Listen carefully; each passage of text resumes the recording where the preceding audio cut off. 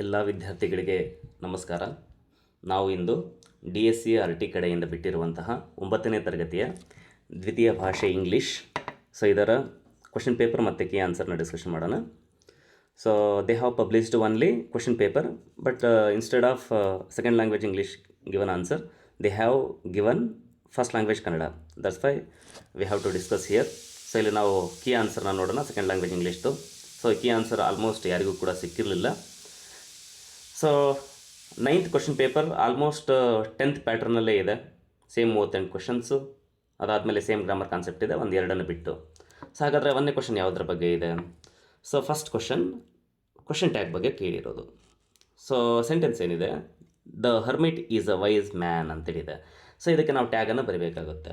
Tag ಬರೀಬೇಕಾದ್ರೆ ನಾವೇನು ಮಾಡ್ತೀವಿ, ಕೊಟ್ಟಿರುವಂಥ ಸೆಂಟೆನ್ಸಲ್ಲಿ ಹೆಲ್ಪಿಂಗ್ ವರ್ಬನ್ನು ನಾವು ನೋಡ್ಕೋಬೇಕಾಗುತ್ತೆ. ಹೆಲ್ಪಿಂಗ್ ವರ್ಬ್ ಏನಿದೆ ಇಲ್ಲಿ, ಈಸ್ ಅನ್ನುವಂಥದ್ದು ಬಂದಿದೆ. ಸೊ ಹಾಗಾಗಿ ನಮ್ಮ ಆನ್ಸರಲ್ಲಿ ಈಸ್ ಅನ್ನುವಂಥದ್ದು ಬರಬೇಕು. ಸೊ ಅದಾದಮೇಲೆ ಈ ಸೆಂಟೆನ್ಸ್ ಪಾಸಿಟಿವ್ ಇದೆ. ಪಾಸಿಟಿವ್ ಅಂತೇಳಿದ್ರೆ ನಾಟ್ ಇಲ್ಲ ಅಂತೇಳಿ, ನಾಟ್ ಅರ್ಥ ಕೊಡುವಂತಹ ಪದಗಳಿಲ್ಲ. ಸೊ ಹಾಗಾಗಿ ನಾವೇನು ಮಾಡಬೇಕಾಗುತ್ತೆ, we have to choose negative tag. So ಈಸ್ಗೆ ನಾಟನ್ನು ಸೇರಿಸಬೇಕಾಗುತ್ತೆ. ಇಸಂಟ್ ಟ್ಯಾಗ್ ಏನಾಗುತ್ತೆ, ಇಸಂಟ್ ಹಿ ಅಂತ ನೆಗೆಟಿವ್ ಟ್ಯಾಗ್. ಪಾಸಿಟಿವ್ ಸೆಂಟೆನ್ಸ್ ಇದ್ದರೆ ಟ್ಯಾಗ್ ನೆಗೆಟಿವ್ ಆಗಬೇಕು. Answer option B, isn't he. Next second concept ಯಾವುದ್ರ ಬಗ್ಗೆ ಇರೋದು, ಲ್ಯಾಂಗ್ವೇಜ್ ಫಂಕ್ಷನ್. ಏನಿದೆ ಸೆಂಟೆನ್ಸ್, ಸುಧಾ ಹೇಳೋದು why are you standing here ಅಂತ. ಅದಕ್ಕೆ ರಾಧಾ ಹೇಳ್ತಾಳೆ I am waiting for bus ಅಂತ. ಸೊ ಸುಧಾ ಏನು ಹೇಳ್ತಾಳೆ, I am going that way, I can drop you there. So ಇದನ್ನು ಅಂಡರ್ಲೈನ್ ಮಾಡಿದ್ದಾರೆ, ನಾನು ಅದೇ ದಾರಿಗೆ ಹೋಗ್ತಾ ಇದ್ದೀನಿ, ನಿನಗಲ್ಲಿ ನಾನು ಡ್ರಾಪ್ ಮಾಡ್ತೀನಿ ಅನ್ನುವಂಥದ್ದು. ಹಾಗಾದರೆ ಸೊ ಇದು ಏನನ್ನು ಇಂಡಿಕೇಟ್ ಮಾಡುತ್ತೆ ಅಂತ. ಸೊ ಅದು ಗಿವಿಂಗ್ ಡೈರೆಕ್ಷನ್ ಅಂತ ಹೇಳಿದ್ರೇನು, ಸೊ ರೂಟನ್ನು ಹೇಳೋದು, ಈ ಥರ ಹೋಗುವಂಥ. ಸೀಕಿಂಗ್ ಇನ್ಫಾರ್ಮೇಷನ್ ಅಂದರೆ ಇನ್ಫಾರ್ಮೇಷನ್ ಕೇಳೋದು. ಗಿವಿಂಗ್ ಇನ್ಫಾರ್ಮೇಷನ್ ಅಂತ ಹೇಳಿದ್ರೆ ಇನ್ಫಾರ್ಮೇಷನ್ ಕೊಡೋದು. ಆಫರಿಂಗ್ ಹೆಲ್ಪ್ ಅಂತ ಹೇಳಿದ್ರೆ ಸಹಾಯ ಮಾಡೋದು ಅಂತ. ಹಾಗಾಗಿ ನಾನು ನಿನಗೆ ಡ್ರಾಪ್ ಮಾಡ್ತೇನೆ ಅಂತ ಹೇಳಿದ್ರೆ ಏನಾಗುತ್ತೆ, ಇದು ಆಫರಿಂಗ್ ಹೆಲ್ಪ್, ಸಹಾಯ ಮಾಡ್ದಂಗೆ ಆಗುತ್ತೆ. ಹಾಗಾಗಿ option C, offering help. Next 3ನೇ ಕ್ವಶನ್ ಯಾವುದ್ರ ಬಗ್ಗೆ ಇದೆ, this is based on infinitive. Infinitive ಅಂತ ಹೇಳಿದ್ರೆ ಯೂಶ್ವಲಾಗಿ ಆನ್ಸರ್ ಏನಿರಬೇಕು, ಫಸ್ಟು ಟು ಬರಬೇಕು. ಟು ಆದಮೇಲೆ ಯೂಶ್ವಲಾಗಿ ವರ್ಬ್ ಬಂದರೆ ನಾವು ಅದನ್ನು ಇನ್ಫಿನಿಟಿವ್ ಅಂತೇಳಿ ಕರಿತೀವಿ. So sentence Yudhishthira sang down under a tree to rest ಅಂತೇಳಿದೆ. ಸೊ 4 ಆಪ್ಷನಲ್ಲಿ ನೋಡಿ, ಟು ಮತ್ತು ವರ್ಬ್ ಇರುವಂಥ ಆಪ್ಷನ್ ಯಾವುದು ಅಂತೇಳಿ ನೋಡ್ತೀವಿ. ಸೊ ಏನಿದೆ ಇಲ್ಲಿ, ಟು ರೆಸ್ಟ್ ಅಂತೇಳಿ ಇದೆ. ಸೊ ಆನ್ಸರ್ ಇದು. ಕೆಲವೊಂದು ಸಲ 10th ಏನು ಮಾಡ್ತಾರೆ, ಟು ಜೊತೆಗೆ ನೌನ್ ಕೂಡ ಕೊಡ್ಬೋದು. ಟು ಮಾರ್ಕೆಟ್ ಅಂತೇಳಿ ಕೊಡ್ಬೋದು, ಟು ಬ್ಯಾಂಗ್ಳೂರ್ ಅಂತೇಳಿ ಕೊಡ್ಬೋದು, ಅಥವಾ ಟು ಆದಮೇಲೆ ಕೆಲವೊಂದು ಸಲ ಪ್ರನೌನ್ ಕೂಡ ಕೊಡ್ಬೋದು, ಟು ಮೀ, ಟು ಯು ಅಂತೇಳಿ ಕೊಡ್ಬೋದು. ಸೊ ಅವೆಲ್ಲ ಆನ್ಸರ್ ಆಗಿರಲ್ಲ. ಟು ಆದಮೇಲೆ ಕಂಪಲ್ಸರಿಯಾಗಿ ವರ್ಬ್ ಆಗಿರಬೇಕಾಗುತ್ತೆ. ಹಾಗಾಗಿ ಆನ್ಸರ್ ಏನಾಗುತ್ತೆ ಇದಕ್ಕೆ, option C, to rest. So next 4ನೇ ಕಾನ್ಸೆಪ್ಟ್, ಸೊ ಯಾವುದ್ರ ಬಗ್ಗೆ, ಪ್ರಿಪೋಷನ್ ಬಗ್ಗೆ. ಸೊ 10th ಯೂಶ್ವಲಾಗಿ ಇಫ್ ಕ್ಲಾಸ್ ಕ್ವಶನ್ ಕೇಳಿರ್ತಾರೆ, ಇಲ್ಲಿ ಪ್ರಿಪೋಷನ್ ಕೇಳಿದ್ದಾರೆ. ಸೊ ಏನಿದೆ sentence, Algu and Jumman were greatly respected dash the village. So Jumman ಮತ್ತು ಅಲ್ಗುಗೆ ತುಂಬ ರೆಸ್ಪೆಕ್ಟ್ ಮಾಡ್ತಾರೆ ಅಂತ. ಇಲ್ಲಿ ವಿಲೇಜಲ್ಲಿ, ಅವ್ರ ಊರಲ್ಲಿ ಅಂತ. ಆ ಊರಲ್ಲಿ ಅನ್ನೋಕ್ಕೆ ನಾವು ಏನು ಹೇಳಬೇಕಾಗುತ್ತೆ, ಇನ್ ಅಂತ ಹೇಳ್ತೀವಿ ಯೂಶ್ವಲಾಗಿ. ಸೊ ಹಾಗಾಗಿ ಆಪ್ಷನ್ ಡಿ, ಇನ್ ಅನ್ನುವಂಥದ್ದು ಸರಿಯಾದ ಆನ್ಸರ್. ನೆಕ್ಸ್ಟ್ 5ನೇ ಕಾನ್ಸೆಪ್ಟ್, ಕೊಲೊಕೇಶನ್ ಇದೆ. ಕೊಲೊಕೇಶನ್ ಬಂದಾಗ ಈ ವರ್ಷ ಏನು 10th ತೆಗೆದಿದ್ದಾರೆ ಇದನ್ನು.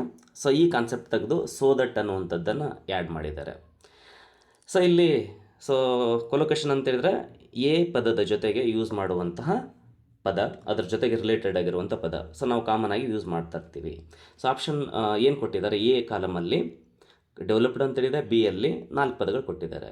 ಸೊ ಹೌಸ್, ನೇಷನ್, ಲೆಟರ್ ಮತ್ತು ಪೀಪಲ್ ಅಂತ 4ನ್ನು ನಾವು ಕಂಪೇರ್ ಮಾಡ್ಕೋಬೇಕಾಗುತ್ತೆ. ಡೆವಲಪ್ಡ್ ಹೌಸ್ ಅಂತ ಹೇಳ್ತೀವ, ಡೆವಲಪ್ಡ್ ನೇಷನ್ ಅಂತ ಹೇಳ್ತೀವ, developed letter, developed people.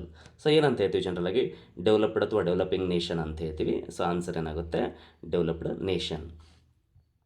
Next, which one of the following word has 2 syllables. ಸಿಲೆಬಲ್ಸನ್ನು ಕೇಳಿದ್ದಾರೆ, 2 ಸಿಲೆಬಲ್ ಇರುವಂಥ ಪದ.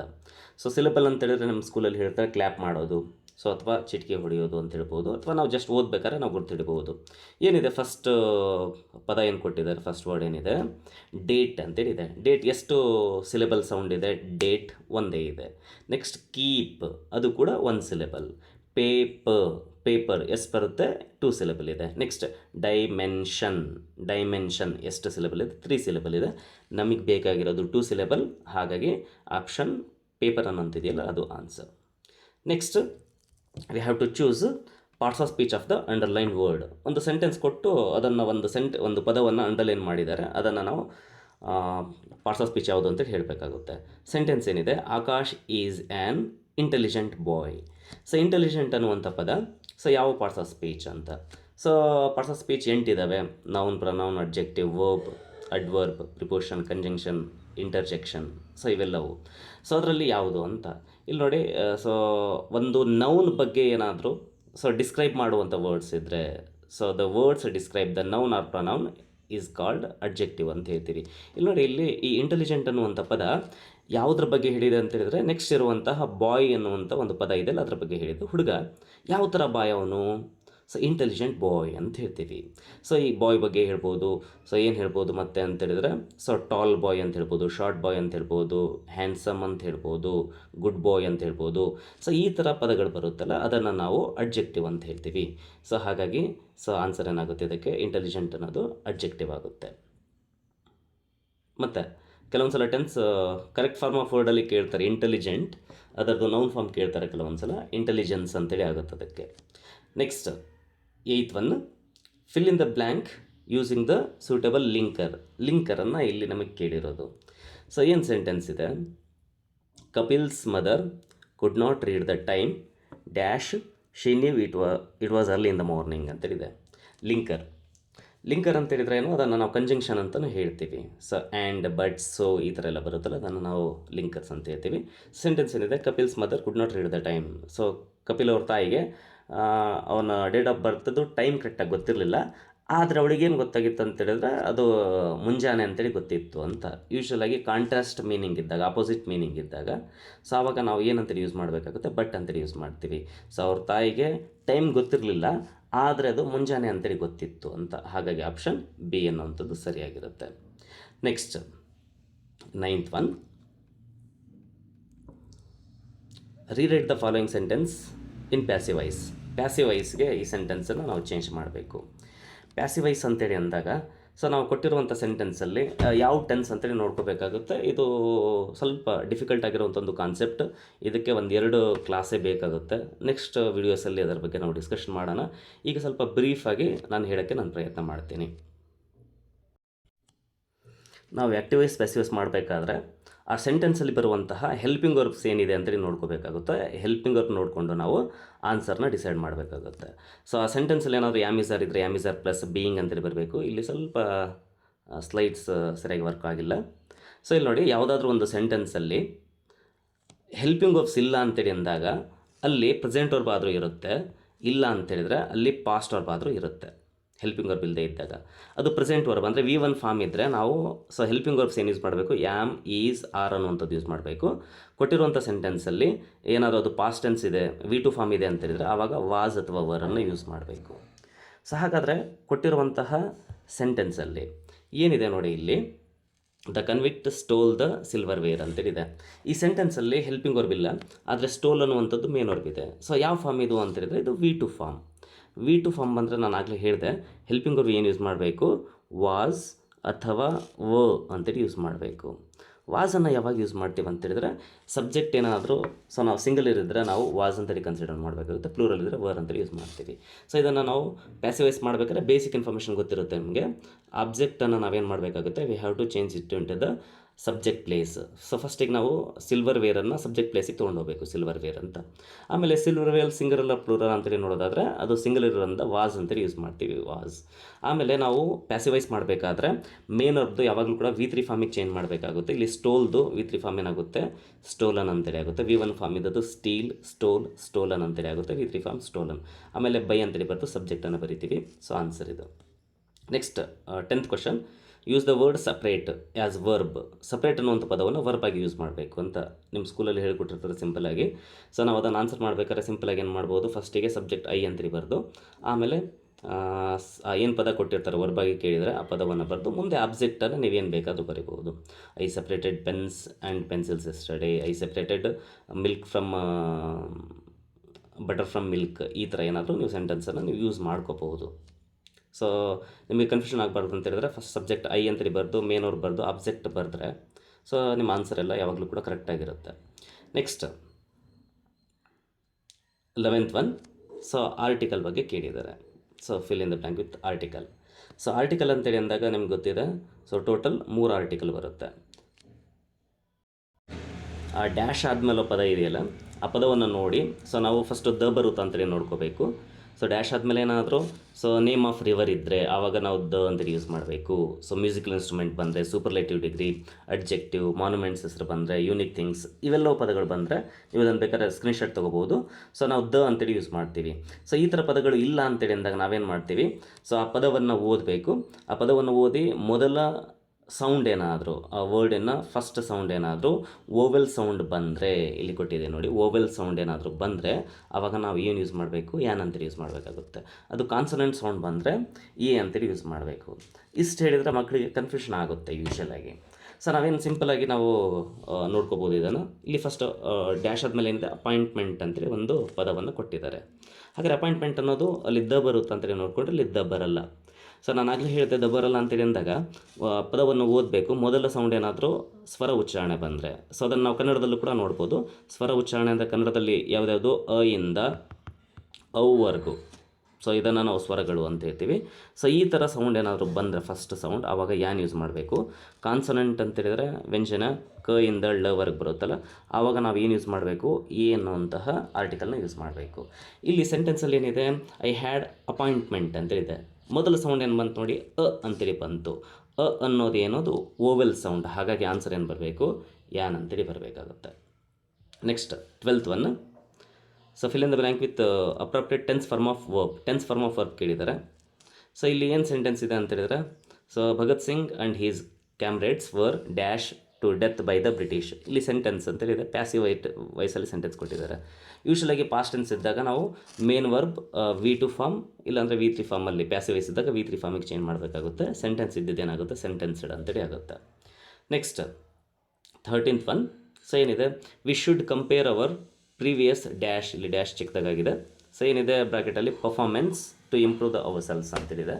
ಸೊ ಕರೆಕ್ಟ್ ಫಾರ್ಮ್ ಆಫ್ ವರ್ಡ್ಗೆ ಆ ಪದಕ್ಕೆ ತಕ್ಕಂಗೆ ಕೆಲವೊಂದು ಪದಗಳನ್ನು ನಾವು ಚೇಂಜ್ ಮಾಡಬೇಕಾಗುತ್ತೆ. ಎಕ್ಸಾಂಪಲ್, ಹ್ಯಾಪಿ ಇದ್ದರೆ ಹ್ಯಾಪಿನೆಸ್ ಅಂತೇಳಿ ಆಗೋದು, ಅದಾದಮೇಲೆ ಬ್ಯೂಟಿ ಇದ್ದರೆ ಬ್ಯೂಟಿಫುಲ್ ಅಂತೇಳಿ ಬರೆಯೋದು, ಇಂಟೆಲಿಜೆಂಟ್ ಇದ್ದರೆ ಇಂಟೆಲಿಜೆನ್ಸ್ ಅಂತೇಳಿ ಬರೆಯೋದು. ಆ ಥರ ಈ ಸೆಂಟೆನ್ಸ್ಗೆ ನಾವು ಏನು ಮಾಡಬೇಕು, ನಮ್ಮ ಪರ್ಫಾರ್ಮೆನ್ಸನ್ನು ಕಂಪೇರ್ ಮಾಡ್ಕೋಬೇಕು ಅಂತ. ಹಾಗಾಗಿ ಇದ್ದಿದ್ದು ಪರ್ಫಾರ್ಮೆನ್ಸ್ ಅಂತೇಳಿ ಆಗುತ್ತೆ. Next, change the following sentence to comparative degree. Comparative degree ಅಂತೇಳಿ ಅಂದರೆ ಡಿಗ್ರೀಸಲ್ಲಿ 3 ಡಿಗ್ರೀಸ್ ಗೊತ್ತಿದೆ ನಿಮಗೆ. ನೋಡಿ, ಕಂಪೇರಿಟಿವ್ ಡಿಗ್ರಿಯಲ್ಲಿ ಲಾಸ್ಟ್ ನಾನು ಯೆಲ್ಲೋ ಕಲರಲ್ಲಿ ಕೊಟ್ಟಿದ್ದೇನೆ ನೋಡಿ. ಕಂಪೇರಿಟಿವ್ ಡಿಗ್ರಿಯಲ್ಲಿ ನಾವು ಪದಗಳು ಏನು ಯೂಸ್ ಮಾಡಬೇಕು ಮಿಡ್ಲಲ್ಲಿ ಅಂತ ಹೇಳಿದ್ರೆ, we have to use than any other in the sentence. So positive ಡಿಗ್ರಿಯಲ್ಲಿ ನೋ ಅದರ್ ಅಂತೇಳಿ ಯೂಸ್ ಮಾಡಬೇಕು, ಮತ್ತು ಯಾಸ್ ಅಂತೇಳಿ ಯೂಸ್ ಮಾಡ್ತೀವಿ. ಸೂಪರ್ಲೇಟಿವಲ್ಲಿ ಯೂಶಲಾಗಿ ದ ಅಂತೇಳಿ ಇರುತ್ತೆ. ಮತ್ತು ಕೆಲವೊಂದು ಅಡ್ಜೆಕ್ಟಿವ್ಸ್ ಹೇಗೆ ಚೇಂಜ್ ಆಗುತ್ತೆ ಬೇರೆ ಬೇರೆ ಡಿಗ್ರೀಸಲ್ಲಿ, ಅದನ್ನು ಎಕ್ಸಾಂಪಲ್ ಕೊಟ್ಟಿದ್ದೀನಿ. ನಿಮಗೆ ಅವಶ್ಯಕತೆ ಇದೆ ಅನಿಸಿದರೆ ಇದನ್ನು ನಾವು ಸ್ಕ್ರೀನ್ಶಾಟ್ ತೊಗೋಬೋದು. ಸೊ ಈಗ ನಾವು ಮತ್ತೆ ಎಕ್ಸಾಂಪಲ್ ನೋಡೋಣ. ಸೊ ಇಲ್ಲೇನಿದೆ, ಕಂಪೇರಿಟಿವ್ ಡಿಗ್ರಿ ಕೇಳಿದ್ದಾರೆ. ಕಂಪೇರಿಟಿವ್ ಡಿಗ್ರಿ ಅಂದಾಗ ನಾನಲ್ಲಿ ಸ್ಕ್ರೀನ್ಶಾಟಲ್ಲಿ ತೋರಿಸಿದ್ದೆ ನಿಮಗೆ ಬೇರೆ ಸ್ಲೈಡ್ಸಲ್ಲಿ. ಸೊ ದ್ಯಾನ್ ಏನಿದೆ ಅಂತೇಳಿ ಯೂಸ್ ಮಾಡಬೇಕು. ಸೊ ನಾವು ಆನ್ಸರ್ ಮಾಡಬೇಕಾದ್ರೆ ಫಸ್ಟು ಇದು ಸೂಪರ್ಲೇಟಿವ್ ಡಿಗ್ರಿ ಕೊಟ್ಟಿದ್ದಾರೆ. ಸೊ ಕಂಪೇರಿಟಿವ್ ಮಾಡಬೇಕಾದ್ರೆ ಫಸ್ಟ್ ಸಬ್ಜೆಕ್ಟ್ ಏನಿರುತ್ತೆ, ಮಿಲ್ಕ್ ಅಂತೇಳಿದೆ, ಮಿಲ್ಕ್ ಅಂತಲೇ ಬರಿತೀವಿ. ಆಮೇಲೆ ಈಸ್ ಇದೆ, ಈಸ್ ಅಂತಲೇ ಬರಿತೀವಿ. ನೆಕ್ಸ್ಟ್ ಅಡ್ಜೆಕ್ಟಿವ್ ಏನು ಕೊಟ್ಟಿದ್ದಾರೆ, ದ ಮೋಸ್ಟ್ ನ್ಯೂಟ್ರಿಷಿಯಸ್ ಅಂತೇಳಿ ಕೊಟ್ಟಿದ್ದಾರೆ.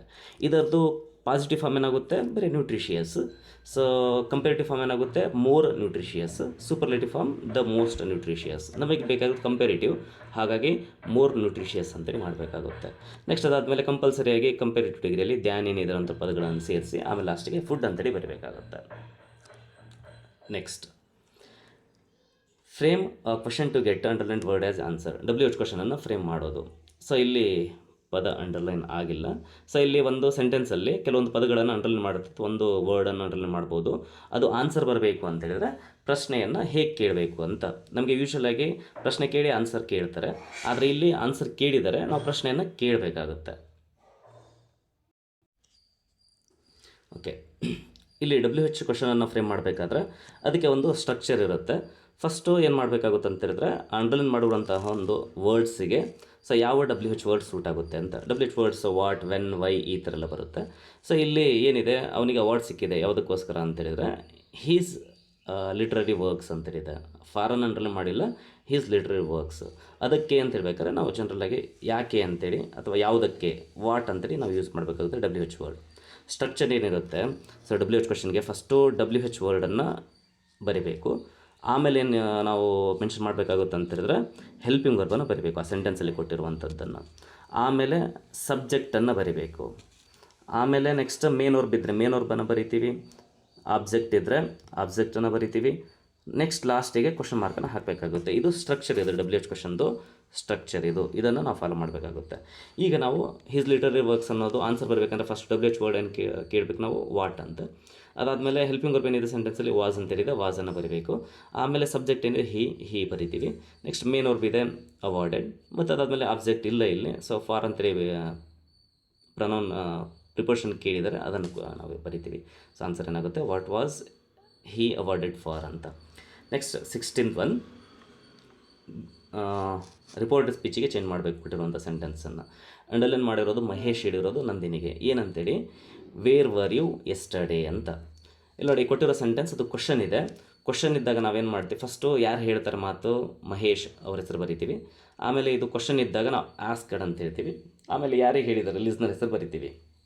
ನೆಕ್ಸ್ಟ್ ಕ್ವಶನ್ ಇದ್ದಾಗ ಎರಡು ಥರ ಕ್ವಶನ್ ಬರುತ್ತೆ, ಎಸ್ ಆರ್ ನೋ ಕ್ವಶನ್ ಅಥವಾ WH ಕ್ವಶನ್ ಇರುತ್ತೆ. ಕೊಟ್ಟಿರುವಂಥ ಸೆಂಟೆನ್ಸಲ್ಲಿ ಏನಿದೆ ಅಂದರೆ WH ವೇರ್ ಅಂದರೆ WH ವರ್ಡಿಂದ ಸ್ಟಾರ್ಟ್ ಆಗಿದೆ. ಹಾಗಾಗಿ ನಾವು ಇಲ್ಲಿ ಏನು WH ವರ್ಡ್ ಇರುತ್ತೋ ಅದನ್ನೇ ನಾವು ಬರೀಬೇಕಾಗುತ್ತೆ, ವೇರ್ ಅಂತ. ಆಮೇಲೆ ಮತ್ತೇನು ಮಾಡ್ತೀವಿ ನಾವು, ಕ್ವಶನ್ ಬಂದಾಗ ಹೆಲ್ಪಿಂಗ್ ವರ್ಬ್ ಮತ್ತು ಸಬ್ಜೆಕ್ಟನ್ನು ಇಂಟರ್ಚೇಂಜ್ ಮಾಡಬೇಕು. ಫಸ್ಟು ಯು ಅನ್ನುವಂಥದ್ದನ್ನು ಚೇಂಜ್ ಮಾಡಬೇಕು. ಯು ಅಂದರೆ ಯಾರಿಗೆ ಸಂಬಂಧಪಡುತ್ತೆ, ಯೂಶಲಾಗಿ ಲಿಸ್ನರಿಗೆ, ನಂದಿನಿ. ಸೊ ಲೇಡಿ ಇರೋದ್ರಿಂದ ಸೊ ಇಲ್ಲಿ ಶಿ ಅಂತೇಳಿ ಬರುತ್ತೆ. ಮತ್ತು ಇಲ್ಲಿ ಹೆಲ್ಪಿಂಗ್ ವರ್ಬ್ ಏನು ಬಂದಿದೆ, ವಾಸ್ ಅಥವಾ ವಾಸ್ ಬಂದಿದೆ. ಸೊ ನಾವು ರಿಪೋರ್ಟ್ ಸ್ಪೀಚಿಗೆ ಚೇಂಜ್ ಮಾಡಬೇಕಾದ್ರೆ ವಾಸ್ ಅಥವಾ ವರ್ಬ್ ಬಂದರೆ ನಾವು ಹ್ಯಾಡ್ ಬೀನ್ ಅಂತೇಳಿ ಬರೀಬೇಕಾಗುತ್ತೆ. ಮತ್ತು ಎಸ್ಟರ್ಡೇ ಇದ್ದಿದ್ದು ದ ಲಾಸ್ಟ್ ಡೇ ಅಂತೇಳಿ ಆಗುತ್ತೆ. ಹಾಗಾದರೆ ಯಾಕೆ ಹ್ಯಾಡ್ ಬೀನ್ ಬರುತ್ತೆ, ಇವೆಲ್ಲ ಸ್ವಲ್ಪ ದೊಡ್ಡ ಕಾನ್ಸೆಪ್ಟು. ಸ್ವಲ್ಪ ಒಂದು ಸ್ಲೈಡ್ ಹಾಕ್ತೀನಿ, ಬೇಕಾದ್ರೆ ನೀವು ಅದನ್ನು ಸ್ಕ್ರೀನ್ಶಾಟ್ ತೊಗೋಬೋದು ಏನೇನು ಚೇಂಜ್ ಆಗುತ್ತೆ ಅಂತ. ಇಲ್ಲಿ ನೋಡಿ ನಾನಿಲ್ಲಿ ಕೊಟ್ಟಿದ್ದೀನಿ, ವಾಸ್ ಅಥವಾ ವರ್ಬ್ ಅಂದರೆ ನಾವು ರಿಪೋರ್ಟ್ ಸ್ಪೀಚಿಗೆ ಬರೀಬೇಕಾದ್ರೆ ಹ್ಯಾಡ್ ಬೀನ್ ಅಂತೇಳಿ ಯೂಸ್ ಮಾಡಬೇಕಾಗುತ್ತೆ. ಮತ್ತು ಇಲ್ಲಿ ಎಸ್ಟರ್ಡೇ ಅಂತೇಳಿ ಬಂದಿದೆ, ಲಾಸ್ಟಿಗಿದೆ ನೋಡಿ ಈ ಕಡೆ ರೈಟ್ ಸೈಡಲ್ಲಿ ಎಸ್ಟರ್ಡೇ ಅಂತೇಳಿ ಬಂದರೆ ಆವಾಗ ದ ಲಾಸ್ಟ್ ಡೇ ಅಂತೇಳಿ ಯೂಸ್ ಮಾಡಬೇಕಾಗುತ್ತೆ. ಈ ಥರ ಏನೇನು ಚೇಂಜಸ್ ಆಗುತ್ತೆ ರಿಪೋರ್ಟ್ ಸ್ಪೀಚಲ್ಲಿ ಅಂತೇಳಿ ಕೆಲವೊಂದು ವರ್ಡ್ಸನ್ನು ಕೊಟ್ಟಿದ್ದೀನಿ, ಕೆಲವೊಂದು ಹೆಲ್ಪಿಂಗ್ ವರ್ಡ್ಸ್ ಕೊಟ್ಟಿದ್ದೀನಿ, ಅದನ್ನು ನೋಡ್ಕೋಬೇಕು. Next so 17th one, so ಏನಿದೆ ಎಡಿಟಿಂಗ್ ಇದೆ, 2 ಮಾರ್ಕ್ಸ್ ಸಿಗಿರುತ್ತೆ. ಒಂದು ಸೆಂಟೆನ್ಸ್ ಕೊಟ್ಟು 2 ಮಿಸ್ಟೇಕನ್ನು ಕೊಟ್ಟಿದ್ದಾರೆ. ಇಲ್ಲಿ ಏನೇನಲ್ಲಿ ನಿಮ್ಗೆ ಕ್ಲೂ ಕೊಡ್ತಾರೆ, ಎ ಮತ್ತು ಬಿ ಅಂತೇಳಿ ಕ್ಲೂ ಕೊಟ್ಟಿದ್ದಾರೆ. ಒಂದೇನು spelling mistake to be corrected, ಒಂದು ಸ್ಪೆಲ್ಲಿಂಗ್ ಮಿಸ್ಟೇಕ್ ಇದೆ ಸೆಂಟೆನ್ಸಲ್ಲಿ. ಇನ್ನೊಂದೇನಿದೆ ಅಡೋರ್ಬಲ್ ಮಿಸ್ಟೇಕ್. ಅಡೋರ್ಬಲ್ ಮಿಸ್ಟೇಕ್ ಅಂತೇಳಿದರೆ ಯೂಶಲಾಗಿ ಏನಿರಬೇಕು ಅಂತೇಳಿದರೆ ಯಾವುದೋ ಒಂದು ಪದಕ್ಕೆ LY ಸೇರಿಸಬೇಕು, ಯೂಶಲಾಗಿ ಅಡೋರ್ಬಲ್ ಮಿಸ್ಟೇಕ್ ಅಂತೇಳಿದರೆ. ಹಾಗಾದರೆ ಸ್ಪೆಲ್ಲಿಂಗ್ ಮಿಸ್ಟೇಕ್ ಏನಿದೆ ಅಂತೇಳಿದರೆ ತುಂಬ ಚೆನ್ನಾಗಿ ಗೊತ್ತಾಗ್ಬೋದು. ಪಾಠದ ಹೆಸರು ಇಲ್ಲಿ ತಪ್ಪು ಕೊಟ್ಟಿದ್ದಾರೆ, ಸ್ಯಾಕ್ರಿಫೈಸ್ ಅನ್ನೋದು. ಸೊ ಸ್ಪೆಲ್ಲಿಂಗ್ ತಪ್ಪು ಕೊಟ್ಟಿದ್ದಾರೆ, ಹಾಗಾಗಿ ಸ್ಯಾಕ್ರಿಫೈಸ್ದು ಸರಿಯಾದ ಸ್ಪೆಲ್ಲಿಂಗ್ ಇದು ಆಗುತ್ತೆ. ನೆಕ್ಸ್ಟ್ ಅದಾದಮೇಲೆ ಅಡೋರ್ಬಲ್ ಮಿಸ್ಟೇಕ್ ಅಂತೇಳಿದರೆ LY ಆ್ಯಡ್ ಮಾಡಬೇಕು ಒಂದು ಕಡೆ. ಸೊ ಯಾವುದಕ್ಕೆ ಅಂತೇಳಿದ್ರೆ ಇಲ್ಲಿ ಒಂದು ಪದ ಇದೆ ಗ್ಲ್ಯಾಡ್ ಅಂತೇಳಿದೆ, ಅದಕ್ಕೆ ನಾವು ಗ್ಲ್ಯಾಡ್ಲಿ ಅಂತೇಳಿ ಮಾಡಬೇಕಾಗುತ್ತೆ. ಸೊ ಎಲ್ಲ ಪದಗಳಿಗೆ ನಾವು LY ಸೇರಿಸ್ಕೊತ ಹೋದರೆ ನಿಮ್ಗೆ ಗೊತ್ತಾಗುತ್ತೆ ಯಾವುದಕ್ಕೆ ಸೂಟ್ ಆಗುತ್ತೆ ಅಂತ. ನೆಕ್ಸ್ಟ್ 18th ಇಂದ 24 ಕ್ವಶನ್ ನಂಬರ್ವರೆಗೂ ಕೂಡ 2 ಮಾರ್ಕ್ಸ್ ಕ್ವಶನ್ ಇರುತ್ತೆ. ಅದರದ್ದು ಆನ್ಸರ್ಸ್ ಎಲ್ಲ ಕೊಟ್ಟಿದ್ದೀನಿ. ಈ ವರ್ಷ ಆ್ಯನುವಲ್ ಎಕ್ಸಾಮಲ್ಲೂ ಕೂಡ ಅಷ್ಟೇ 9th ಇದೇ ಪಾಠದ್ದು ಕ್ವಶನ್ಸ್ ಇರುತ್ತೆ. ಸೊ ಏನೇನು ಯಾವ್ಯಾವ ಪಾಠ ಅಂತೇಳಿದ್ರೆ ಸೊ 3 ಕ್ವಶನ್ಸ್ದು, ಅದಾದಮೇಲೆ ಏನಿದೆ ಇಲ್ಲಿ whatever we do, next the will of ಸ್ಯಾಕ್ರಿಫೈಸ್ದು, ಇವೆಲ್ಲ 2 ಮಾರ್ಕ್ಸ್ ಕ್ವಶನ್ ಇರುತ್ತೆ. ಮತ್ತು ಟು ಮೈ ಕಂಟ್ರಿಮೆನ್, ಸೊ ಇವೆಲ್ಲ 2 ಮಾರ್ಕ್ಸ್ ಕ್ವಶನ್ಸ್ ಇರೋದು. ಅದಾದಮೇಲೆ ಪೊಯಮ್ದು ಒಂದಿರುತ್ತೆ, ಅದು ಯಾವುದು ಗರ್ಲ್ ಕಾಲ್ಡ್ ಗೋಲ್ಡನ್. ಅದಾದಮೇಲೆ 3 ಮಾರ್ಕ್ಸ್ದು ಸಪ್ಲಿಮೆಂಟ್ ರೀಡಿಂಗ್, ಒಂದು ಅರುಣಾ ಸಫಲಿದೊಂದು, ಅದಾದಮೇಲೆ ಇನ್ನೊಂದು ಹ್ಯಾಪಿ ಕ್ಯೂರ್ ಅಂತೇಳಿ ಇದೆಯಲ್ಲ ಆ ಪಾಠದ ಆಪ್ಷನ್ ಇರುತ್ತೆ. 2ರಲ್ಲಿ ಒಂದನ್ನು ನೀವು ಬರೀಬೇಕಾಗುತ್ತೆ. ನೆಕ್ಸ್ಟ್ ಕ್ವಶನ್ ನಂಬರ್ 24, ಅದರಲ್ಲೂ ಕೂಡ ಸೊ 2 ಕ್ವಶನ್ ಇರುತ್ತೆ. ಒಂದು ರಂಜೀಸ್ ವಂಡರ್ಫುಲ್ ಬ್ಯಾಟ್, ಇನ್ನೊಂದು ಯಾವುದಿದೆ ದ ಮಂಡೇ ಮಾರ್ನಿಂಗ್, 2ರಲ್ಲಿ ಒಂದನ್ನು ಬರೀಬೇಕಾಗುತ್ತೆ. ನೆಕ್ಸ್ಟ್ 25th ಸೊ ಮತ್ತು 26th 3 ಮಾರ್ಕ್ಸ್ದು ಒಂದು ಲೆಸನ್ದು ಒಂದು ಪ್ರೋಸ್ ಒಂದು ಪೊಯಮ್ದು ಕೊಟ್ಟಿದ್ದಾರೆ. ಸೊ ಪ್ರೋಸ್ದು ಯಾವ್ದು ಕೊಟ್ಟಿರೋದು ಕಪಿಲ್ ದೇವ್. ಸೊ ಮೈ ಬಿಗಿನಿಂಗ್ಸಲ್ಲಿ 3 ಮಾರ್ಕ್ಸ್ದು ಒಂದು ಕ್ವಶನ್ ಇರುತ್ತೆ, ಅದನ್ನು ಪ್ರಿಪೇರ್ ಆಗಬೇಕಾಗುತ್ತೆ. ನೆಕ್ಸ್ಟ್ 3 ಮಾರ್ಕ್ಸ್ ಕ್ವಶನ್ಸ್ ಪೊಯಮಲ್ಲಿ ಯಾವ್ದು ಬರುತ್ತೆ ಅಂತೇಳಿ ನೋಬಲ್ನೆಸ್ ಎನ್ ಕಿಂಡಲ್ ನೋಬಲ್ನೆಸ್, ಆ ಪೊಯಮ್ದು ನೀವು ಸಮರಿಯನ್ನು ಕಲಿತರೆ ಆಯಿತು. ನೆಕ್ಸ್ಟ್ 27th, ಸೊ ಇದು ಯಾವುದ್ರ ಬಗ್ಗೆ ಇದೆ ಅಂತೇಳಿದರೆ ಎಕ್ಸ್ಟ್ರಾಕ್ಟ್ಸ್, ಇವೆಲ್ಲ 4 ಎಕ್ಸ್ಟ್ರಾಕ್ಟ್ ಇರುತ್ತೆ, 3 ಪ್ರೋಸ್ದು ಒಂದು ಪೊಯಿಟ್ರಿದು. ಸೊ ಪ್ರೋಸ್ ಯಾವುದಿದೆ ಅಂತೇಳಿದರೆ ಇದು ದ ಎನ್ಚಾಂಟೆಡ್ ಪೂಲ್. ಸೊ ಅದರಲ್ಲಿ ಯಾವುದಾದ್ರು ಒಂದು ಸ್ಟೇಟ್ಮೆಂಟ್ ಕೊಡ್ಬೋದು. ಇಲ್ಲಿ ಆನ್ಸರ್ಸ್ ಎಲ್ಲ ಕೊಟ್ಟಿದ್ದೀನಿ, ಸ್ವಲ್ಪ ವಿಡಿಯೋ ಲೆಂತಿ ಆಗುತ್ತೆ ಅಂತೇಳಿ ನಾನು ಇಲ್ಲಿ ಎಕ್ಸ್ಪ್ಲನೇಷನ್ ಮಾಡ್ತಿಲ್ಲ, ಗ್ರಾಮರ್ ಅಷ್ಟೇ ಮಾಡಿದ್ದೀನಿ. ಇವೆಲ್ಲ ನೀವು ನೋಡ್ಕೋಬೋದು. ಅದಾದಮೇಲೆ ನೆಕ್ಸ್ಟ್ ಯಾವುದಿದೆ ಅಂತೇಳಿದರೆ ಜಸ್ಟಿಸ್ ಅಬೌವ್ ಸೆಲ್ಫ್, ಇದರಲ್ಲೂ ಕೂಡ ಎಕ್ಸ್ಟ್ರಾಕ್ಟ್ ಇರುತ್ತೆ. ಸೊ ಅದನ್ನು ನೀವು ಎಕ್ಸ್ಟ್ರಾಕ್ಟಿಗೆ ಪ್ರಿಪೇರ್ ಆಗಬೇಕಾಗುತ್ತೆ. ನೀವು LBA ನೋಟ್ಸನ್ನು ನೋಡಿದ್ರೆ ಸಾಕು, ಆಲ್ಮೋಸ್ಟ್ ಕ್ವಶನ್ಸ್ ಏನಿದೆ ಗ್ರಾಮರ್ ಬಿಟ್ಟು ಅವೆಲ್ಲವೂ ಕೂಡ LBA ನೋಟ್ಸಲ್ಲಿರುವಂತಹ ಕ್ವಶನ್ಸೇ. ಸೊ ಒಂದು ಮಾತ್ರ ಎಕ್ಸ್ಟ್ರಾಕ್ಟಲ್ಲಿ ಒಂದು ಯಾವುದೋ ಒಂದು ಕ್ವಶನನ್ನು ಚೇಂಜ್ ಮಾಡಿದ್ದಾರೆ ಅಷ್ಟೇ, ಉಳಿದಿದ್ದೆಲ್ಲ ಇರುವಂಥದ್ದೇ. ನೆಕ್ಸ್ಟ್ 29th ಯಾವುದಿದೆ, ದ ನೋಬಲ್ ಬಿಷಪ್, ಅದು ಕೂಡ ಎಕ್ಸ್ಟ್ರಾಕ್ಟಿಗೆ ಕೇಳ್ತಾರೆ. ಸೊ ಈ ಮೂರು ಪ್ರೋಸಿಗೆ ಸಂಬಂಧಪಟ್ಟಂತೆ. ಪೊಯಿಟ್ರಿಯಿಂದ ಯಾವ್ದು ಕೇಳ್ತಾರೆ ಅಂತ ಹೇಳಿದ್ರೆ the song of freedom, so ಅದನ್ನು ಕೇಳ್ತಾರೆ. Next question number 31. ಸೊ ಯಾವುದು ಪ್ರೊಫೈಲ್ ರೈಟಿಂಗ್. ಪ್ರೊಫೈಲ್ ರೈಟಿಂಗ್ ನಾವು ಬರೀಬೇಕಾದ್ರೆ ತುಂಬ ಸಿಂಪಲಾಗಿ ನಾವು ಬರಿಬೋದು. ಫಸ್ಟ್ ಕೊಟ್ಟಿರುವಂಥದ್ದು ಮೇಲ ಫೀಮೇಲ ಅಂತೇಳಿ ನೋಡ್ಕೋಬೇಕಾದ್ರೆ ಕಪಿಲ್ ದೇವ್. ಹಾಗಾಗಿ ನಾವು ಯೂಶ್ವಲಾಗಿ ಇಲ್ಲಿ ಪ್ರೊನೌನ್ ಹಿ ಅಥವಾ ಅಡ್ಜೆಕ್ಟಿವ್ ಹೀಸ್ ಅಂತೇಳಿ ನಾವು ಯೂಸ್ ಮಾಡಬೇಕಾಗುತ್ತೆ. ಇದನ್ನು ನಿಮಗೆ ಸಿಂಪಲಾಗಿ ನಿಮ್ಮ ಸ್ಕೂಲಲ್ಲಿ ಹೇಳ್ಕೊಡ್ತಾರೆ, ಬೇಕಾದ್ರೆ ನೀವು ಆನ್ಸರ್ನ ಇಲ್ಲಿ ರೆಫರ್ ಮಾಡ್ಕೋಬೋದು. ನೆಕ್ಸ್ಟ್ 32. ಸೊ ಯಾವ ಕ್ವಶನ್ ಇರುತ್ತೆ ಇಲ್ಲಿ, ಸ್ಟೋರಿ ಡೆವಲಪ್ಮೆಂಟ್ ಇರುತ್ತೆ. ಒಂದು ಸ್ಟೋರಿ ಕೊಟ್ಟಿದ್ದಾರೆ, ಒಂದು ಹೇರ್ ಮತ್ತು ಟಾರ್ಟೈಸ್ದು. ಚಿಕ್ಕ ವಯಸ್ಸಲ್ಲಿ ನಾವು ಕೇಳಿರ್ತೀವಿ ಮೊಲ ಮತ್ತು ಆಮೆದ ಕತೆ. ಸೊ ಈ ಕಥೆಯನ್ನು ನೀವು ಕ್ಲೂ ಕೊಟ್ಟಿದ್ದಾರೆ, ಅದನ್ನು ನೋಡಿಕೊಂಡು ನೀವು ಒಂದು ಸೆಂಟೆನ್ಸನ್ನು, ಒಂದು ಸ್ಟೋರಿಯನ್ನು ಬರಿಬೇಕಾಗುತ್ತೆ. ಜೊತೆಗೆ ಇಲ್ಲಿ ಮಾರಲ್ ಅಂತೇಳಿ ಕೇಳಿದಾಗ ಮಾರಲ್ ಬರಿಬೇಕು, ಆ ಸ್ಟೋರಿಯ ನೀತಿ ಏನು ಅಂತೇಳಿ ಬರಿಬೇಕಾಗುತ್ತೆ. ನೆಕ್ಸ್ಟ್ 33. ಸೊ ಏನಿದೆ, ಪಿಕ್ಚರ್ ರೀಡಿಂಗ್. ಒಂದು ಪಿಕ್ಚರ್ ಕೊಟ್ಟಿದ್ದಾರೆ, ಅದ್ರ ಬಗ್ಗೆ ಬರಿಬೋದು. ಸಿಂಪಲಾಗಿ ದಿಸ್ ಪಿಕ್ಚರ್ ಈಸ್ ಅಬೌಟ್ ಅಂತೇಳಿ ಬರೆದು there is a boy, there is a girl, so there are some people, ಅಥವಾ ಈ ಥರ ನಾವು ಸೆಂಟೆನ್ಸನ್ನು ಸೊ ಬರಿತೀವಿ ಸಿಂಪಲಾಗಿ ಅಂತೇಳಿದ್ರೆ. ಸೊ ಅಲ್ಲಿ ಏನೇನು ಮಾಡ್ತಾ ಇದ್ದಾರೆ, ಏನೇನು ಕಾಣಿಸುತ್ತೆ ನಿಮಗೆ, ಎಲ್ಲವನ್ನು ಕೂಡ ನೀವು ಇಲ್ಲಿ ಮೆನ್ಷನ್ ಮಾಡಬೇಕು. Next question 34. ಸೊ ಯಾವುದು, ಕೋಟ್ ಫ್ರಮ್ ಮೆಮೊರಿ. ಈ ಸಲ 2 ಪೊಯಮಲ್ಲಿ ನಿಮಗೆ ಸೊ ಮೆಮೊರೇಷನ್ ಪೊಯಮನ್ನು ಕೇಳ್ತಾರೆ ಇಲ್ಲಿ. ಯಾವುದು, ಗ್ರೇಟ್ಫುಲ್ನೆಸ್ ಒಂದು, ಅದಾದಮೇಲೆ ಇನ್ನೊಂದು it never comes again. So 2 ಪೊಯಮನ್ನು ಸ್ವಲ್ಪ ನೀಟಾಗಿ ನೋಡ್ಕೋಬೇಕಾಗುತ್ತೆ. ನೆಕ್ಸ್ಟ್ ಆ್ಯನುವಲ್ ಎಕ್ಸಾಮಲ್ಲಿ ಸೊ ಸೇಮ್ ಪ್ಯಾಟ್ರನಲ್ಲಿ ಬರುತ್ತೆ. ಅದಾದಮೇಲೆ ಸೊ 35. ಇದು ಪ್ಯಾಸೇಜ್ ರೀಡಿಂಗ್ ಇರುತ್ತೆ. ಒಂದು ಪ್ಯಾಸೇಜ್ ಕೊಟ್ಟಿದ್ದಾರೆ ಇಷ್ಟು. ಸೊ ಇದನ್ನು ನೋಡಿ ನಾವು ಆನ್ಸರ್ ಮಾಡಬೇಕಾಗುತ್ತೆ. ಇಲ್ಲಿ ಕೆಳಗಡೆ A ಮತ್ತು B ಅಂತೇಳಿ, ಅಥವಾ 1 ಮತ್ತು 2 ಅಂತೇಳಿ 2 ಕ್ವಶನ್ಸ್ ಕೇಳಿದ್ದಾರೆ. ಸೊ ಅಲ್ಲಿ ನಾವು ನೋಡಿ ನಾವು ಆನ್ಸರ್ ಮಾಡಬೇಕಾದ್ರೆ ಸಿಂಪಲಾಗಿ ಕೊಟ್ಟಿರುವಂಥ ಸೆಂಟೆನ್ಸಲ್ಲಿ ಕೆಲವೊಂದು ವರ್ಡ್ಸನ್ನು ನೋಡ್ಕೋಬೇಕು. ಎಕ್ಸಾಂಪಲ್ 1ನೇ ಕ್ವಶನಲ್ಲಿ ಮನಿ ಕಲೆಕ್ಟೆಡ್ ಫ್ರಮ್ ಫೆಸ್ಟಿವಲ್ಸ್ ಅಂತೇಳಿ ಇದೆಯಲ್ಲ, ಈ ಪದಗಳು ಎಲ್ಲಿ ಬರುತ್ತೆ ಅಂತೇಳಿ ನೋಡ್ಕೊತೀವಿ ನಾವು. ಸೊ ಕೆಲವು ಹುಡುಗರಿಗೆ ಅರ್ಥ ಆಗಲಿಲ್ಲ ಅಂತೇಳಿದ್ರೆ ಈ ಥರ ನೀವು ಮಾಡ್ಕೋಬೋದು. ಮನಿ ಕಲೆಕ್ಟೆಡ್ ಫ್ರಮ್ ಇಲ್ಲಿ ನೋಡಿ, ಮನಿ ಕಲೆಕ್ಟೆಡ್ ಫ್ರಮ್ ಫೆಸ್ಟಿವಲ್ ಅಂತ. ಹಾಗಾಗಿ ಆನ್ಸರ್ ಎಲ್ಲಿರುತ್ತೆ ಅಂತ ಹೇಳಿದ್ರೆ ನಿಮ್ಗೆ ಗೊತ್ತಾಗಲಿಲ್ಲ ಅಂತ ಹೇಳಿದ್ರೆ ಸೊ ಅದ್ರ ಹಿಂದಿನ ಸೆಂಟೆನ್ಸಿಂದ ಸೊ ನೆಕ್ಸ್ಟ್ ಸೆಂಟೆನ್ಸ್ ಸೇರಿಸಿ ನೀವು ಬರೆದ್ರೆ ಆನ್ಸರ್ ಅಲ್ಲಿ ಇರುತ್ತೆ. ನೆಕ್ಸ್ಟ್ ಮತ್ತೇನಿದೆ, 2ನೇ ಕ್ವಶನ್ ಏನಿದೆ, ಇಂಡಿಯನ್ ಫಿಲಮ್ಸ್ ಅಂತೇಳಿ ಈ ಥರ ಇದೆ ನೋಡಿ. ಇಂಡಿಯನ್ ಫಿಲಮ್ಸ್ ಯಾವುದು ಅಂತೇಳಿ. ಸೊ ಇಂಡಿಯನ್ ಫಿಲಮ್ಸ್ ಅಂತೇಳಿ ಇಲ್ಲಿದೆ. ಹಾಗಾಗಿ ಯಾವ್ಯಾವ ಫಿಲಮ್ ಅಂತೇಳಿ ಮುಂದೆ ಕೊಟ್ಟಿದ್ದಾರೆ, ಇದನ್ನು ನೀವು ಸೊ ಆನ್ಸರ್ ಬರೀಬೋದು. ನೆಕ್ಸ್ಟ್ ಅದಾದಮೇಲೆ 36. ಸೊ ಇದು 4 ಮಾರ್ಕ್ಸಿಗೆ ಸಮರಿ ಇರುತ್ತೆ. 3 ಸಮರಿ ಕೊಟ್ಟಿರ್ತಾರೆ, ಅದರಲ್ಲಿ ನೀವು ಯಾವುದಾದ್ರೂ ಒಂದನ್ನು ಬರಿಬೋದು. ಸೊ ಉಪಗುಪ್ತ ಸಮರಿ ಸ್ಟಾರ್ಟಿಂಗ್ ಕಲ್ತಿರ್ತೀರ, ಹಾಗಾಗಿ ನೀವು ಇದನ್ನು ಬರೆದ್ರೆ ಚೆನ್ನಾಗಿ. ಉಪಗುಪ್ತ ಸಮರಿ ನೀವು ಕೇಳ್ತಾರೆ, ಸೊ ಪರ್ಫೆಕ್ಟಾಗಿ ಇದನ್ನು, ಅಥವಾ ವಂಡರ್ಫುಲ್ ವರ್ಡ್ಸ್ ಅದನ್ನು ಕೂಡ ಸಮರಿಗಿದೆ. ಅದಾದಮೇಲೆ ಇನ್ನೊಂದು ಪೊಯಮ್ ಯಾವುದು, ಜಸ್ಟಿಸ್. ಸೊ ಇಷ್ಟು ಕೂಡ ಇದೆ. ಸೊ ನಿಮಗೆ ಬೇಕಾದರೆ ಇದನ್ನು ನೀವು ಸ್ಕ್ರೀನ್ಶಾಟ್ ತೊಗೋಬೋದು. ಉಪಗುಪ್ತ ಸಮರಿ ಬೇಕಾದರೆ ನಿಮಗೆ ಟೆಕ್ಸ್ಟ್ ಬುಕ್ಕಲ್ಲೂ ಕೂಡ ಸೊ ಸಿಗುತ್ತೆ. ಆ ಪೊಯಮ್ ಆದಮೇಲೆ ಒಂದು ಕಡೆ ಇದೆ ನೋಡಿ, ಸೊ ಅದನ್ನು ನೋಡಿ ಆದರೂ ನೀವು ಕಲ್ತ್ಕೋಬಹುದು. ಸೊ ಇದನ್ನು ಸ್ವಲ್ಪ ಕಡಿಮೆನೂ ಮಾಡ್ಕೋಬೋದು. Next question number 37. 37 ಏನಿರುತ್ತೆ ಅಂತ ಹೇಳಿದ್ರೆ ಎಸ್ಸೆ ರೈಟಿಂಗ್ ಕೊಟ್ಟಿರ್ತಾರೆ. 3 ಎಸ್ಸೆ ಕೊಟ್ಟಿರ್ತಾರೆ, ಪ್ರಬಂಧ. ಆ ಎಸ್ಸೆಯಲ್ಲಿ ಯಾವುದಾದ್ರೂ ಒಂದನ್ನು ಬರಿಬೋದು. ಸೊ ಇಲ್ಲಿ ಏನು ಕೇಳಿದ್ದಾರೆ ಈ ಸಲ ಅಂತ ಹೇಳಿದ್ರೆ ಯೂಸಸ್ ಆಫ್ ಕಂಪ್ಯೂಟರ್ಸ್ ಅಂತ, ಕಂಪ್ಯೂಟರ್ನ ಉಪಯೋಗಗಳು. ಸೊ ಕೊಟ್ಟಿದ್ದೀನಿ. ಈ 3 ಎಸ್ಸೆಯಲ್ಲೇ ಯಾವುದಾದ್ರೂ ಒಂದು ಎಸ್ಸೆಯನ್ನು ಎಕ್ಸಾಮಿಗೆ ಕೇಳ್ತಾರೆ. ಹಾಗಾಗಿ ನೀವು ಈ 3 ಎಸ್ಸೆ ರೈಟಿಂಗನ್ನು ಸ್ವಲ್ಪ ಪರ್ಫೆಕ್ಟ್ ಆಗಬೇಕು. ಸ್ವಲ್ಪ ಜಾಸ್ತಿ ಅನಿಸಿದರೆ ಕೆಲವೊಂದು ಪಾಯಿಂಟ್ಸನ್ನಲ್ಲಿ ಬಿಡ್ಬೋದು. ಆದರೂ ನಾನು ತುಂಬ ಸಿಂಪಲಾಗಿ ಎಷ್ಟು ಮಕ್ಕಳಿಗೆ ಈಸಿ ಅನಿಸುತ್ತೆ ಅಷ್ಟನ್ನು ಕೊಟ್ಟಿದ್ದೀನಿ. ನೆಕ್ಸ್ಟ್ ಯೂಸಸ್ ಆಫ್ ಕಂಪ್ಯೂಟರ್ ಆದಮೇಲೆ ಇನ್ನೊಂದೇನು ಕೇಳಿದರು, ಎನ್ವೈರ್ಮೆಂಟಲ್ ಪೊಲ್ಯೂಷನ್. 10th ಯೂಶಲಾಗಿ ಏರ್ ಪೊಲ್ಯೂಷನ್, ವಾಟರ್ ಪೊಲ್ಯೂಷನ್ ಅಂತೇಳಿ ಪರ್ಟಿಕ್ಯುಲರ್ ಟೈಪ್ ಕೇಳ್ತಾರೆ. ಇಲ್ಲಿ ಸೊ ಫುಲ್ ಕಂಪ್ಲೀಟಾಗಿ ಕಾನ್ಸೆಪ್ಟನ್ನು ಕೇಳಿದರೆ ಎನ್ವೈರ್ಮೆಂಟಲ್ ಪೊಲ್ಯೂಷನ್. ಸೊ ಅದರದ್ದು ಕೂಡ ಸಿಂಪಲಾಗಿ ಕೆಲವೊಂದು ಪಾಯಿಂಟ್ಸನ್ನು ಕೊಟ್ಟಿದ್ದೀನಿ. ಸೊ ನೀವು ಇದನ್ನು ನೋಟ್ ಮಾಡಿಕೊಂಡು ಪ್ರಿಪೇರ್ ಆಗ್ಬೋದು.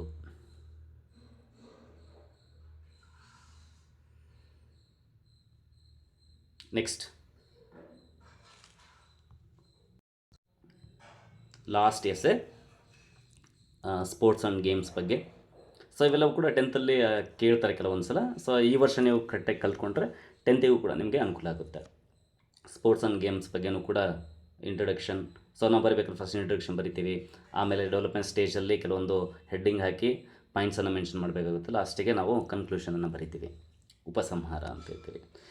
Last one 38. So letter writing ಇದೆ. ಲೆಟರ್ ರೈಟಿಂಗ್ ಕೂಡ ನಿಮಗೆ ಸೊ ನೇಮ್ಸನ್ನು ಕೊಟ್ಟಿರ್ತಾರೆ, ಆಶಾ ಆರ್ ಅಕ್ಷಯ್ ಅಂತೇಳಿ, ಯಾವ ಸ್ಕೂಲ್ ಅಂತೇಳಿ ಕೊಟ್ಟಿರ್ತಾರೆ, ಯಾವ ಊರು, ಸೊ ಇವೆಲ್ಲ ಕೊಟ್ಟಿರ್ತಾರೆ. ನಾವು ಅದನ್ನು ಮೆನ್ಷನ್ ಮಾಡಿಕೊಂಡು ಲೆಟರ್ ರೈಟಿಂಗ್ ಬರೀಬೇಕಾಗುತ್ತೆ. 2 ಲೆಟರ್ ಬರೀಬೇಕು ನೀವು, ಒಂದು ಅಫಿಷಿಯಲ್ ಲೆಟರ್, ಇನ್ನೊಂದು ಪರ್ಸ್ನಲ್ ಲೆಟರ್. ಇಲ್ಲಿ ಅಫಿಷಿಯಲ್ ಲೆಟರ್ ಕೊಟ್ಟಿದ್ದಾರೆ, ಪಂಚಾಯತ್ ಡೆವಲಪ್ಮೆಂಟ್ ಆಫೀಸರ್ಗೆ ನೀವು ಬರೀಬೇಕಾಗಿರೋದು ಡ್ರಿಂಕಿಂಗ್ ವಾಟರ್ ಫೆಸಿಲಿಟೀಸ್ ಬಗ್ಗೆ. ಸೊ ಇಲ್ಲಿ ಲೆಟರ್ ರೈಟಿಂಗ್ ಇದೆ. ಸೊ ನೀವು ಇದನ್ನು ಇದು ಮಾಡ್ಕೋಬೇಕಾಗುತ್ತೆ.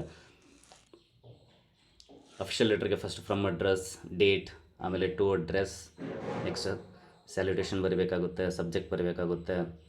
ಅದಾದಮೇಲೆ ಬಾಡಿ ಆಫ್ ಲೆಟರನ್ನು ಬರಿತೀವಿ.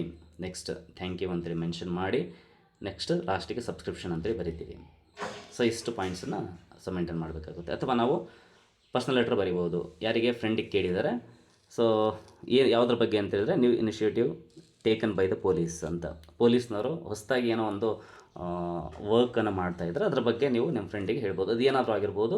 ಸೊ ನೀವು ಗೆಸ್ಟ್ ಮಾಡಿಕೊಂಡು ನೀವು ಬರೀಬೇಕಾಗುತ್ತೆ. ಅದನ್ನು ನಾವು ಬರಿಬೇಕಾದ್ರೆ ಏನು ಬರ್ತೀವಿ, ಫ್ರಮ್ ಅಡ್ರೆಸ್ಸನ್ನು ಬರಿತೀವಿ, ಡೇಟ್ ಬರಿತೀವಿ.